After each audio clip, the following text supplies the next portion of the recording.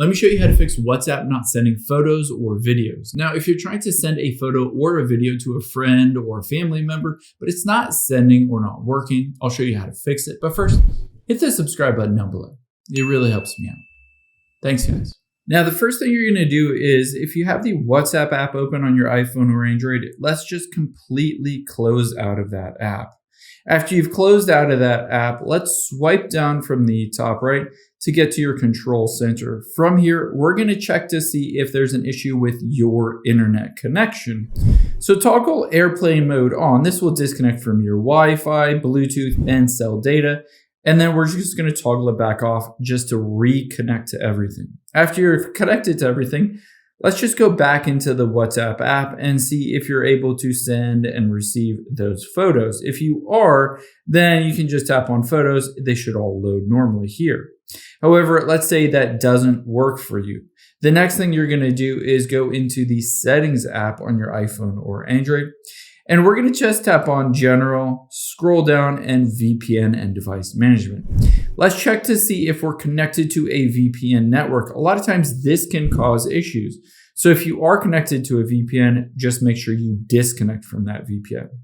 We're also going to go back out of here because we need to make sure the date and time is set to automatic. Now, if you have turned this off and if you have switched this to a different day or time, especially if it's far in the future or in the past, it can cause issues. So make sure to turn this back to set automatically.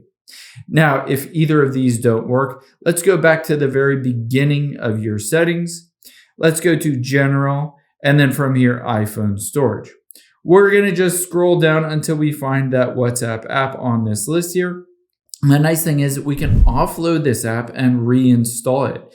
This deletes out all the cache and temporary files on that app, but most importantly, it force updates it to the latest version. Now, if you're on an Android phone, all you need to do is clear the cache and the storage on it and then relaunch that app.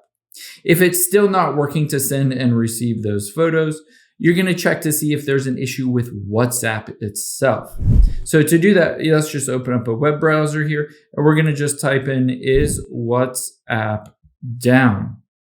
Now from here, you can see I can scroll down to down detector, and you're going to check to see if there's a big spike in reported outages. If there is a spike in reported outages, the reason you can't send or maybe even receive those photos or videos is because WhatsApp themselves are down. You just need to wait until they're back up and running.